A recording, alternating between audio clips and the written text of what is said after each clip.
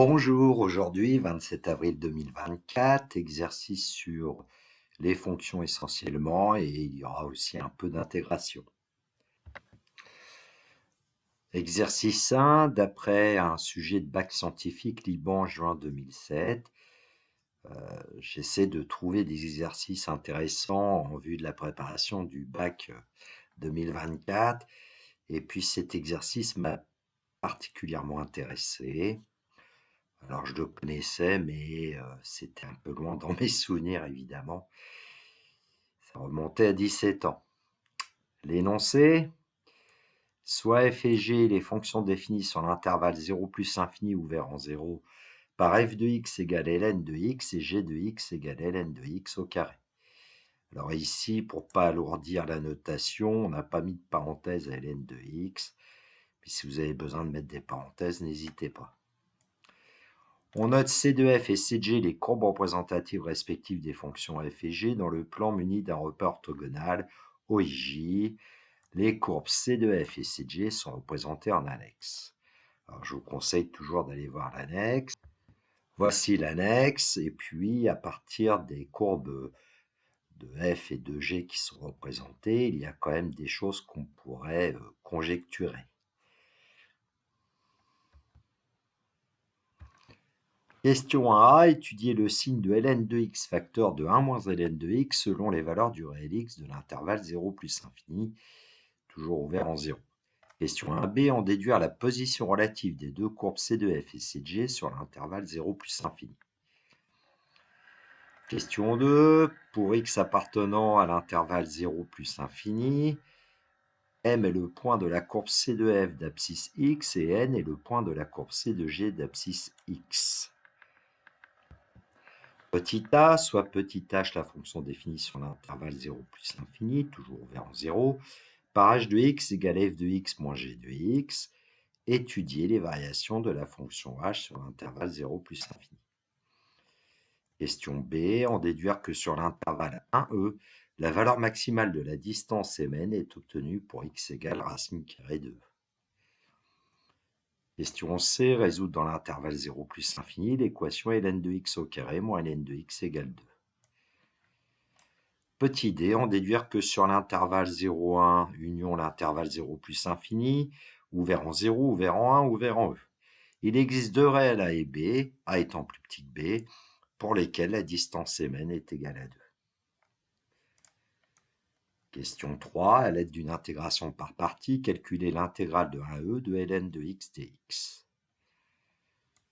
Petit b, vérifier que la fonction grand G définie sur l'intervalle 0 plus infini, ouvert en 0, par grand G de x égale x facteur de ln de x carré moins 2 ln x plus 2, est une primitive de la fonction petit g sur l'intervalle 0 plus infini. Question C, déterminer l'aire grand S en unité d'aire de la partie grand D du plan délimitée par les courbes C de f, C de g et les droites d'équation x égale 1 et x égale e. L'annexe que nous avons déjà regardée.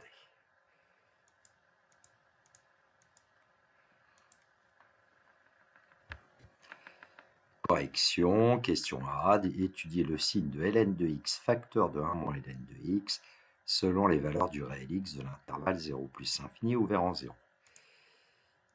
On voit que ln de x facteur de 1 moins ln de x est le produit de deux facteurs. Nous allons étudier d'abord le signe du premier facteur, puis le signe du deuxième facteur, puis en déduire le signe du produit. Donc ici, on prend un réel x quelconque de l'intervalle 0 plus infini. Qu'est-ce que ça veut dire? Que ln de x est plus grand que 0, ça veut dire que x est plus grand que 1. Alors pour ceux qui auraient éventuellement oublié, on peut très bien dire que c'est exponentielle de ln de x qui doit être plus grand que exponentielle 0, puisque la fonction exponentielle est strictement croissante sur R. On conserve le sens des inégalités et on obtient évidemment x plus grand que 1.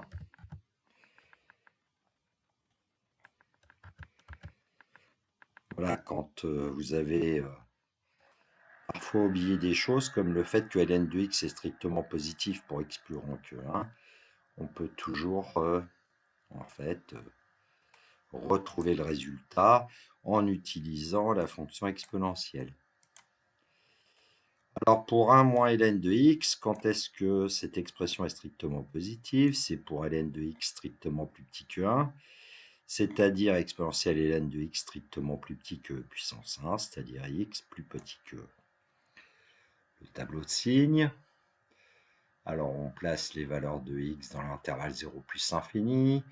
On sait qu'en 0, ln de x n'est pas défini, 1 moins ln de x non plus, double barre. Et puis pour le signe, on a vu que ln de x était strictement positif pour x plus grand que 1. Donc il y a ici deux signes plus. On peut en profiter pour calculer quand même ln de e qui vaut 1, et c'est rassurant puisque 1 est un nombre strictement positif, il est entouré de signes plus. Et bien évidemment, sur l'intervalle 0,1 ouvert en 0 ouvert en 1, ln de x est strictement négatif. Alors maintenant, pour 1 moins ln de x, qui était strictement positif, c'est seulement si x plus petit que e. Donc évidemment, on va avoir besoin de placer deux signes plus avant e, un signe moins après e. En e, évidemment, 1 moins ln de x s'annule. Et puis si on calcule en 1 moins ln de 1, ça vaut 1. Rassurant puisque le nombre 1 est entouré de signes plus. On applique la règle du produit des signes, donc un nombre strictement négatif multiplié par un nombre strictement positif est un nombre strictement négatif. Et on obtient ainsi le signe de ln de x facteur de 1 moins ln de x. Alors on pourrait s'arrêter ici. J'ai simplement voulu rédiger un petit peu ce qu'on avait obtenu à partir du tableau de signes. Donc pour tout réel ici, x de l'intervalle 0,1 ouvert en 0 ouvert en 1, ln de x facteur de 1 moins ln de x est strictement négatif. Pour x égale 1, ln de x facteur de 1 moins ln de x est nul. Pour tout réel x de l'intervalle 1e ouvert en 1 ouvert en e, ln de x facteur de 1 moins ln de x est strictement positif. Pour x égale e, ln de x facteur de 1 moins ln de x vaut 0. Et pour tout réel x de l'intervalle e plus infini ouvert en e, ln de x facteur de 1 moins ln de x est strictement négatif. Question 1b, en déduire la position relative des deux courbes C de f et C de g sur l'intervalle 0 plus l'infini ouvert en 0. Alors pour tout réel x de cet intervalle, ln de x facteur de 1 moins ln de x, c'est ln de x moins ln de x au carré, donc c'est égal à f de x moins g de x. Quand on veut étudier la position relative de deux courbes, en général, on étudie le signe de f de x moins g de x, ou bien de g de x moins f de x.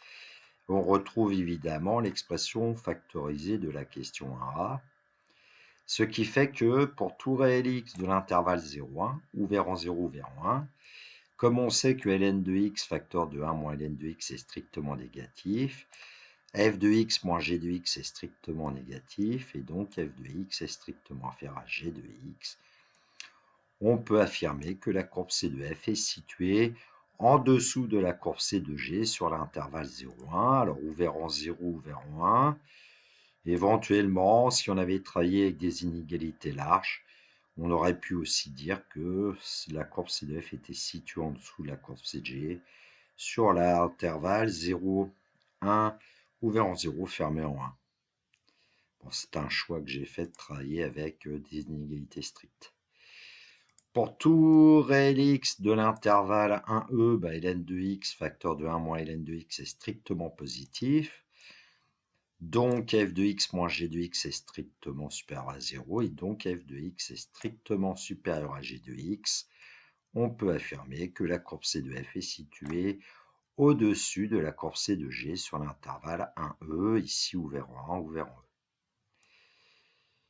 Troisième cas de figure, pour tout réel x de l'intervalle e plus infini ouvert en e, on a vu que ln de x facteur de 1 moins ln de x est strictement négatif, donc f de x moins g de x est strictement négatif, donc f de x est strictement inférieur à G de X. La courbe C de F est située en dessous de la courbe C de G sur l'intervalle E plus infini ouvert en E. Et puis pour x égale 1 ou x égale E, dans ces deux cas-là, on a ln de x facteur de 1 moins ln de x qui vaut 0. Donc f de x moins g de x égale 0. Donc f de x égale g de x. On peut en déduire que les courbes C de F et C de G ont deux points d'intersection, le point I de coordonnées 1, 0, et puis un point que je vais appeler plutôt A vu la figure d'après, de coordonnées E1. Un petit complément, j'ai utilisé la représentation graphique de l'annexe, et puis j'ai colorié selon si la courbe de F était située au-dessus ou en dessous de la courbe C de G. Alors sur l'intervalle 0,1, C de G est situé en dessous de C de F pardon, est situé en dessous de C de G. Sur un E, C de F est situé au-dessus de C de G. Et sur E plus l'infini, C de F est situé en dessous de C de G. Et on a les deux points d'intersection, I de coordonnées 1, 0, et là le point A de coordonnées E1. Question 2A, étudier les variations de la fonction petit h sur l'intervalle 0 plus l'infini, ouvert en 0. H de x, on lui dit que c'est f de x moins g de x dans l'énoncé. Donc h de x, c'est ln de x moins ln de x, le tout au carré. On va dériver, donc h' de x, dérivé de ln de x, on sait que c'est 1 sur x, et dérivé de ln de x au carré, eh bien, on dérive le carré, un carré de fonction, donc on va obtenir 2 fois u' fois u, si on appelle u ln de x. Alors, j'ai fait une pause dans l'enregistrement pour colorier un peu, pour préciser ce que j'ai dit à l'oral. La dérivée de u carré, c'est 2u', et quand u de x égale ln de x, u' de x égale 1 sur x, ce qui explique la dérivée de ln de x au carré. Souvent, quand je vous dicte ce que je fais, je pense à certains de mes élèves qui me disaient « Monsieur, on n'a pas compris ». Alors, j'essaie de me dire que je fais comme s'il y avait des élèves un peu devant moi qui m'interpellaient. Voilà, alors ensuite, une fois qu'on est arrivé à h' de x égale 1 sur x moins 2 fois 1 sur x ln de x, on va pouvoir mettre 1 sur x en facteur. 1 sur x facteur de 1 moins 2 ln de x. Alors ici, x est strictement positif, donc 1 sur x est strictement positif, donc la dérivée va avoir le même signe que 1 moins 2 ln de x. C'est ce que je raconte juste en dessous. Et donc, pour trouver le signe de 1 moins 2 ln de x, on va résoudre l'inéquation h' de x quand est-ce que h' de x est strictement positif. C'est quand 1 moins 2 ln de x est strictement positif, c'est-à-dire 2 ln de x plus petit que 1, c'est-à-dire en divisant par 2 ln de x plus petit que 1,5, divise par un nombre positif, on ne change pas le sens. Ici, j'ai pris l'exponentielle. On ne change pas le sens, puisque la fonction exponentielle est strictement croissante sur R. Et puis, exponentielle 1/2, c'est aussi racine carrée de E. Alors, pour ceux qui éventuellement ne seraient pas convaincus ou ne l'auraient pas vu, vous mettez ce nombre-là au carré, vous allez obtenir E. Vous mettez ce nombre-là au carré, vous obtenez E. Les deux nombres sont positifs et ont le même carré, donc ils sont égaux. Alors, pour calculer h de exponentielle 1/2, on reprend l'expression de h de x, on remplace x par exponentielle 1/2, ln de exponentielle 1/2, moins ln de exponentielle 1/2, le tout au carré. Donc, on va obtenir 1/2. Moins 1/2 au carré, ça fait moins 1/4, et donc 1/4. Bon, pour le tableau de variation, j'ai plutôt placé exponentielle de 0,5 qui est compris entre 1 et E, puisque 0,5 est compris entre 0 et 1. Et l'image, j'ai écrit plutôt 0,25, c'est pour des facilités d'écriture. Alors, ce que je n'ai pas dit, que je dis souvent dans les textes, c'est que H' est strictement positive sur un certain intervalle, et d'ailleurs j'ai oublié de mettre les signes, je vais les mettre tout de suite.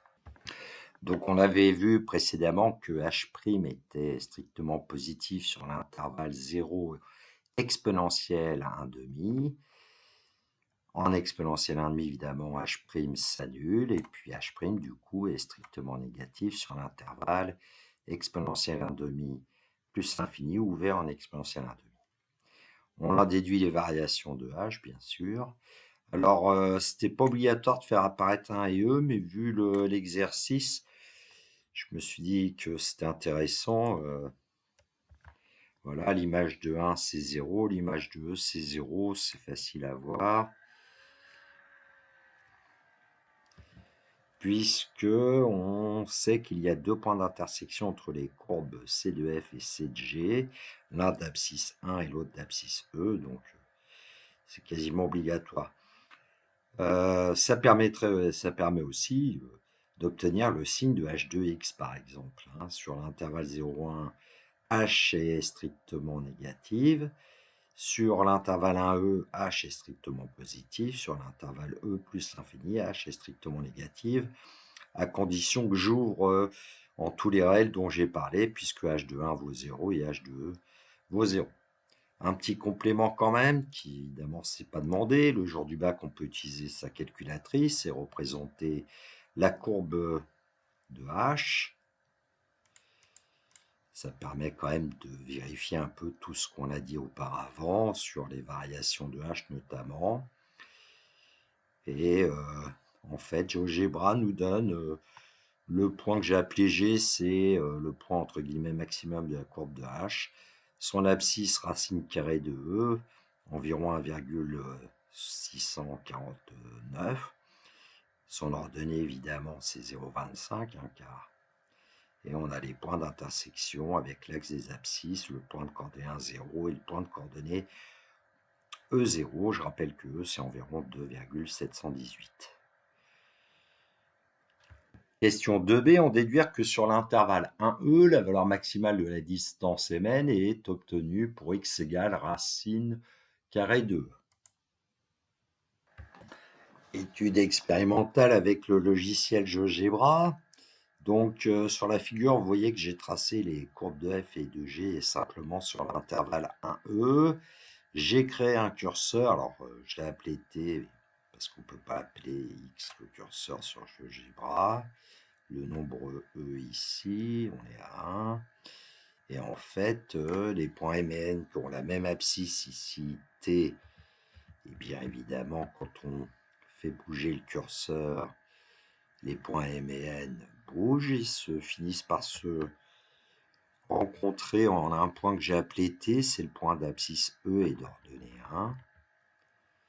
Et puis, évidemment, l'évolution, la distance, on la voit. Au départ, elle est nulle, la distance est mn, et puis ensuite, elle augmente, elle augmente.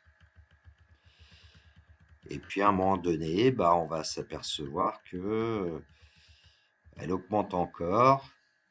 Elle finit par atteindre quasiment 0,25 ici, puis diminuer. Comme l'énoncé nous disait que c'est en racine carrée de E qu'il doit y avoir la distance maximale, évidemment, ça facilite la tâche pour réaliser la figure. Voilà. Après cette petite cerise sur le gâteau avec GeoGebra, passons aux choses sérieuses, il s'agit de démontrer. Bon, pour tout réel x de l'intervalle 0 plus infini, on lui disait dans le texte que M avait pour abscisse x, N aussi, mais que M appartient à la courbe de F et N à la courbe de G.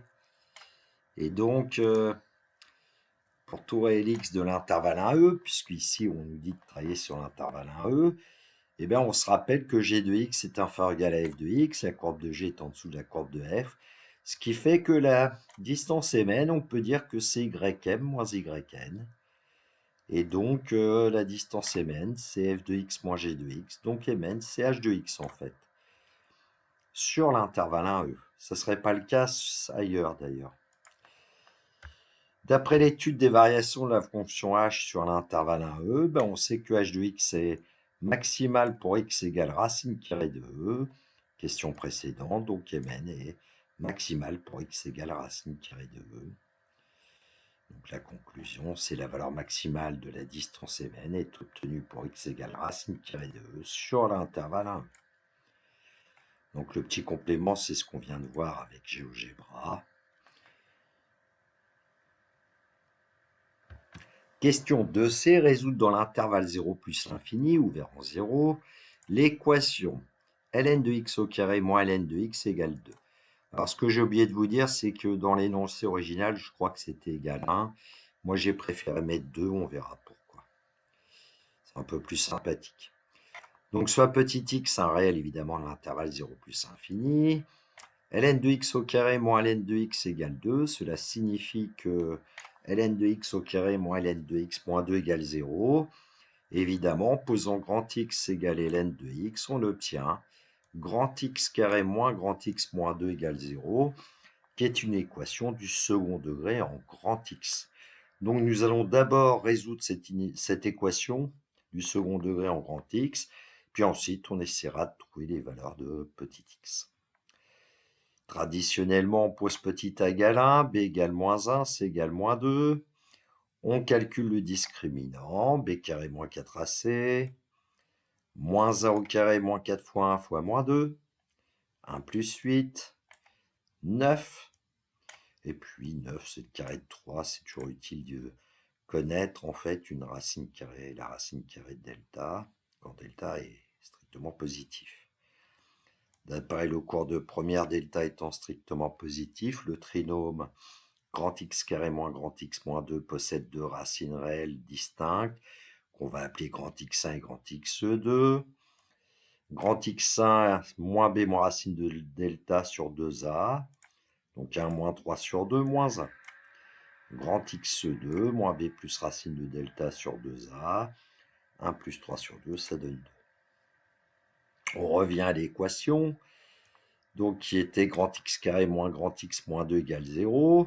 Et donc, grâce à tout ce qu'on vient de faire, on peut dire que ça signifie que grand X égale moins 1 ou grand X égale 2. Je rappelle quand même que grand X c'est ln de x, donc ça veut dire que ln de x égale moins 1 ou ln de x égale 2, et donc x égale e puissance moins 1 ou x égale e puissance 2, c'est-à-dire x est l'inverse du nombre e, ou bien x est le carré du nombre e. Il nous reste quand même à vérifier que ces réels appartiennent bien à l'intervalle 0 plus infini, puisqu'on résout dans 0 plus infini, ce qui est le cas. Et donc, on peut donner l'ensemble des solutions de l'équation qui avait été donnée. Et les solutions, ce sont e puissance moins 1 et e puissance 2. Question 2D, en déduire que sur l'intervalle 0, 1, ouvert en 0, ouvert en 1, union e plus infini, ouvert en e, il existe deux réels a et b, a étant plus petit que b, pour lesquels la distance Mn est égale à 2. Alors pour tout réel x de cette réunion d'intervalles qui est donnée, on sait que f de x est inférieur ou égal à g de x. Il suffit d'aller rechercher la question 1b si mes souvenirs sont bons. Nous avions étudié la position relative des courbes c de f et c de g. Et donc pour un x dans cette réunion d'intervalles, là, la distance Mn, c'est yn moins ym. C'est-à-dire g de x moins f de x, c'est-à-dire ln de x au carré moins ln de x. En fait, ici, Mn, ça serait moins h de x. Bon, nous, on veut que Mn soit égal à 2. Ça signifie que ln de x au carré moins ln de x est égal à 2, ce qui signifie que x est égal à e puissance moins 1 ou x égale au carré d'après la question précédente. Alors en fait, le nombre e puissance moins 1, il appartient à 0,1. E puissance moins 1, il suffit de prendre une valeur approchée avec une calculatrice. Et puis e carré, même chose, on prend une valeur approchée éventuellement, il appartient à e plus infini. Donc par rapport à la question, on peut dire que le nombre petit a c'est e puissance moins 1 et le nombre petit b c'est e au carré. Et donc, sur cette réunion d'intervalle, il existe deux réels A et B, A étant plus petit que B, pour lesquels mn égale 2. Alors, une petite remarque, comme je vous ai dit que mn ici, c'était moins h de x, ça veut dire que moins 1 et e carré sont les solutions de l'équation moins h de x égale 2, c'est-à-dire h de x égale moins 2 dans l'intervalle 0 plus infini. Alors, un complément, j'ai quand même calculé l'image de moins 1 par f. On obtient moins 1. L'image de moins 1 par g, on obtient 1. L'image de e carré par f, on obtient 2. L'image de e carré par g, on obtient 4. Alors voilà pourquoi j'avais fait ce changement d'énoncé, parce que on va voir qu'il y a une méthode graphique très simple pour pouvoir trouver les deux points que j'ai appelés M1 et N1 qui correspondent, qui ont pour abscisse E-1 et M2, N2 qui ont pour abscisse E carré, qui appartiennent évidemment aux courbes de F et de G. En fait, il suffit de tracer la droite d'équation y égale moins 1, y égale 1. Elle coupe les courbes de F en M1 et N1. Et puis pour obtenir M2, N2, il suffit de tracer la droite d'équation y égale 2, elle coupe la courbe de F en M2, et la droite d'équation y égale 4, elle coupe la courbe de G en N2. Évidemment, on obtient bien 2, puisque entre les droites d'équation y égale 2 et y égale 4, il y a une longueur de 2. De même, entre les droites d'équation y égale moins 1 et y égale 1, il y a une distance de 2 qu'on retrouve. Voilà, j'ai trouvé ça assez joli de modifier l'énoncé pour voir une construction possible géométrique relativement simple des deux segments Mn tels que Mn égale 2. J'espère que vous appréciez. Question 3, à l'aide d'une intégration par partie, calculer l'intégrale de 1 à e de ln de x dx. Alors, c'est une question très classique de calculer l'intégrale de a à b de ln de x dx pour des nombres a et b strictement positifs. Et donc, évidemment, il faut penser à ce qu'on appelle parfois le coût du 1, intégrale de 1 à e de ln de x dx. Derrière le signe intégral, il n'y a qu'une seule fonction. Donc, si on veut faire apparaître un produit, on dit que c'est l'intégrale de 1 à e de 1 multiplié par ln de x dx. Alors, j'ai mis un peu de couleur pour que en bleu, on ait 1, en rouge, ln de x. Et la formule d'intégration par partie qui est écrite en dessous s'inspire du fait que on va avoir à dériver ln de x. Par contre, on va avoir à intégrer 1. Parfois, j'utilisais un mot qui n'existe pas a priori en français. Je disais à mes élèves primitiver 1, dériver ln de x. Et oui, parfois on invente des mots. Alors, IPP, intégration par partie, la formule connue, intégrale de AB, U' de x, V de x dx, c'est la variation entre petit a et petit b de U de x, V de x, moins l'intégrale de AB de U de x, V' de x dx. Bien évidemment, il y a des conditions, les fonctions U et V sont dérivables sur l'intervalle AB, les fonctions U' et V' sont continues sur l'intervalle AB, pour qu'on puisse avoir évidemment à intégrer des fonctions continues conformément au programme de terminale. Bon, je n'ai pas tout dit ici parce que, en général, cela suffit. U' de x égale 1, donc U de x égale x, plus une constante qu'on va prendre égale à 0 ici. V de x égale ln de x, dont V' de x égale 1 sur x. Et donc, avec l'intégration par partie, nous allons obtenir que l'intégrale de 1 à e de 1 fois ln de x dx, c'est la variation de x multiplié par ln de x entre 1 et e, moins l'intégrale de 1 à e de petit x multiplié par 1 sur x dx. En fait, on a appliqué ce qu'on dit parfois de manière rapide, intégrale de u'v, c'est uv moins intégrale de uv'. Et donc, on espère que cette deuxième intégrale, là, qui reste encadrée, soit simple à calculer, effectivement à Valette, puisque x fois 1 sur x est égal à 1. et on connaît une primitive de 1. Donc, revenons à notre calcul, intégrale de 1 à e ln de x dx, c'est la variation de x ln de x entre 1 et e, moins l'intégrale de 1 à e de 1 dx.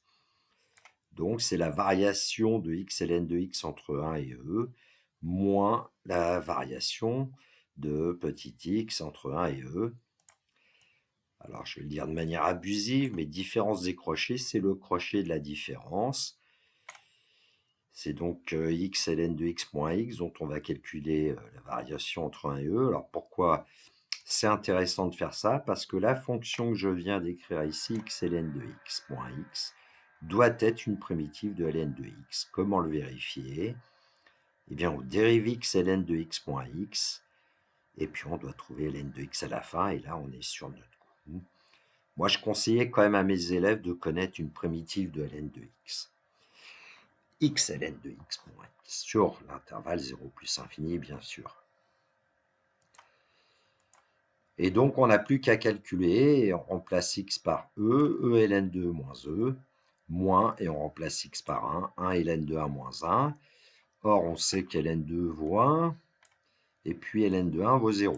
Donc, on va trouver 1, car ici, on va avoir e moins e qui donne 0, et ici, on va avoir moins 1.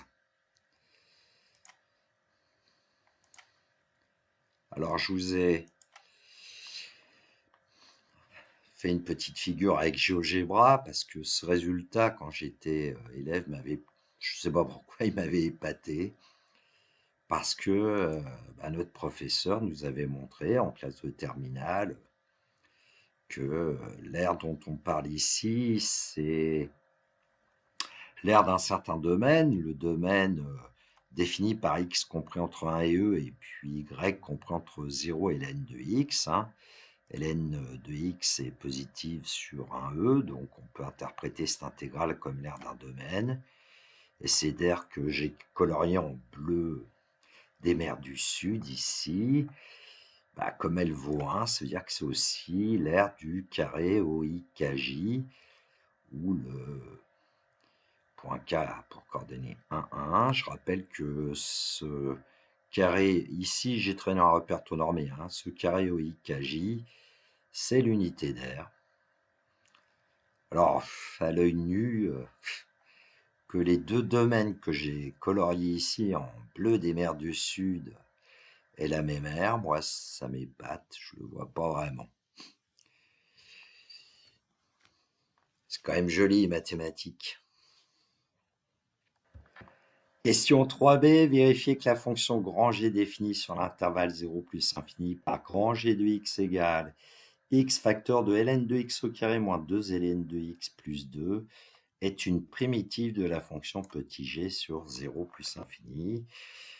Donc pour tout réel x strictement positif, g de x est égal à x facteur de ln de x au carré moins 2 ln de x plus 2. Donc grand G se présente sous la forme d'un produit.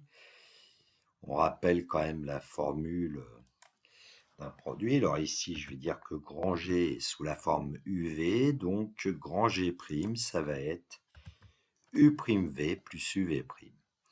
U de x égale x, donc U' de x égale 1. Et puis pour V de x, ln de x au carré moins 2 ln de x plus 2, nous allons le dériver. Alors nous avons déjà vu la dérivée de ln de x au carré, 2 multiplié par 1 sur x multiplié par ln de x. La dérivée de moins 2 ln de x va nous donner moins 2 fois 1 sur x, et la dérivée de 2 va nous donner 0. Et donc on va pouvoir mettre 2 sur x en facteur. V' de x égale 2 sur x facteur de ln de x moins 1. Bon, avec tout ça, nous allons calculer grand G' de x pour tout réel x strictement positif. On applique la formule U'V plus UV'. Donc, au départ, nous avons ici, premier terme, U'V plus UV'.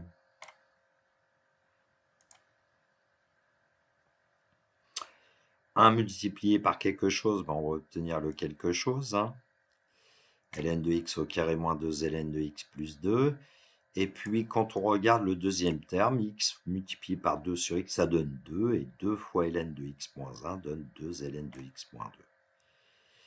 Finalement, ça se simplifie très bien. On a grand G' de x égale ln de x au carré, donc grand G' est égal à petit g de x. On peut conclure la fonction grand G est une primitive de la fonction petit g sur l'intervalle 0 plus infini. Alors, je voudrais faire un complément qui consiste à essayer de trouver une primitive de ln de x au carré. Comment faire? Eh bien, par exemple, on peut intégrer, alors ici j'ai choisi de 1 à e, mais on peut choisir entre petit a et petit b, avec petit a, petit b strictement positif, ça ne changera rien, de ln de x au carré dx. Et puis on va utiliser à nouveau le coût du 1, parce que c'est l'intégrale de 1 à e de 1 multiplié par ln de x au carré dx. On peut toujours essayer de faire ce genre de choses. Alors ça peut aboutir, ça peut ne pas aboutir, et ici on va voir qu'on peut aboutir.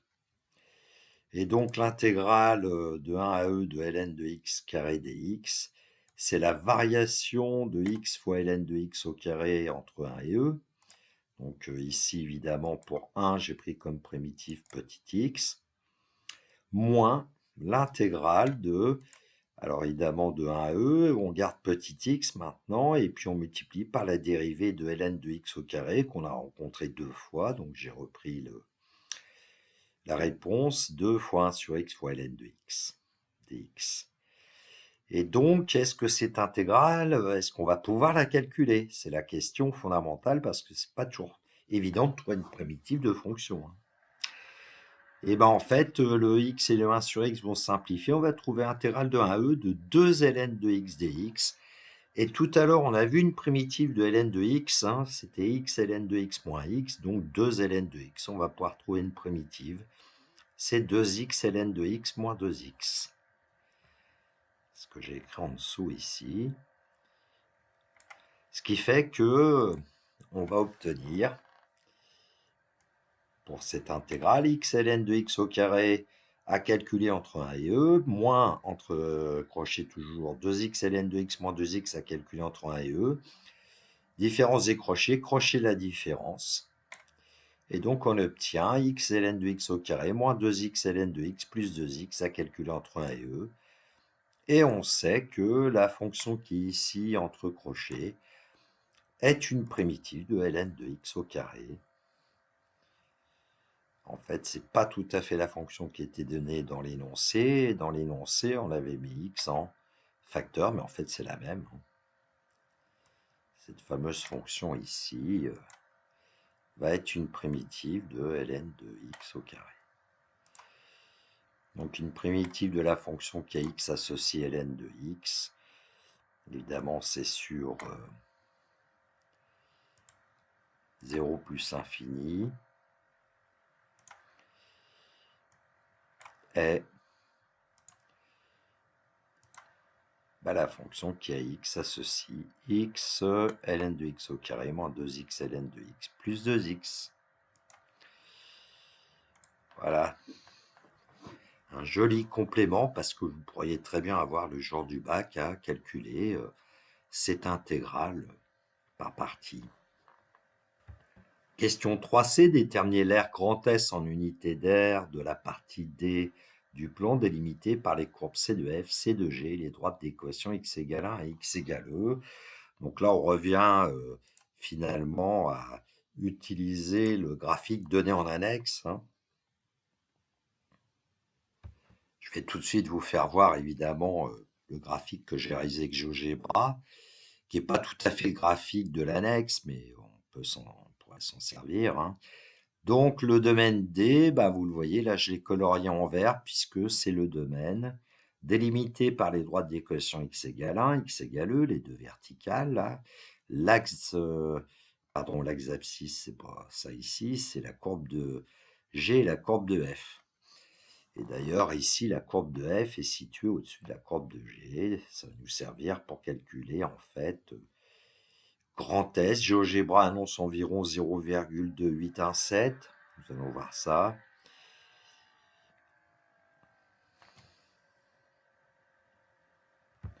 Donc la première chose que je dis, c'est que la courbe C de F est située au-dessus de la courbe C de G sur l'intervalle 1E, nous l'avons vu dans la question 1B.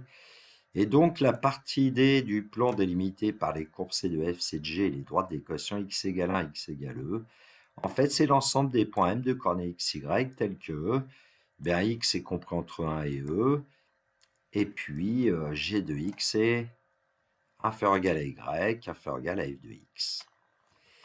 Et on sait trouver l'aire du domaine D à l'aide d'une intégrale.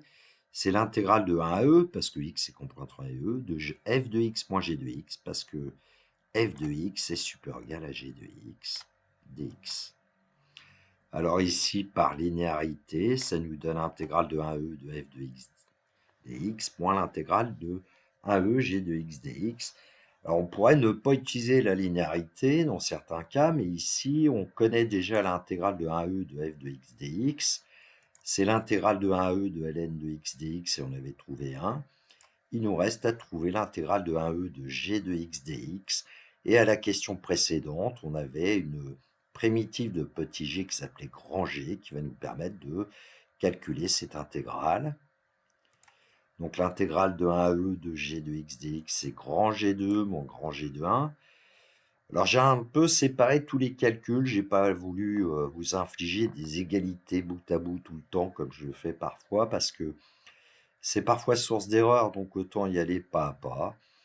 Grand G2, c'est E facteur de ln2 au carré moins 2 ln2 plus 2. Comme on sait qu'ln2 vaut 1, ici on va trouver 1 au carré, c'est-à-dire 1. Dans le crochet, moins 2 ln2, c'est moins 2 fois 1, c'est-à-dire moins 2, plus 2.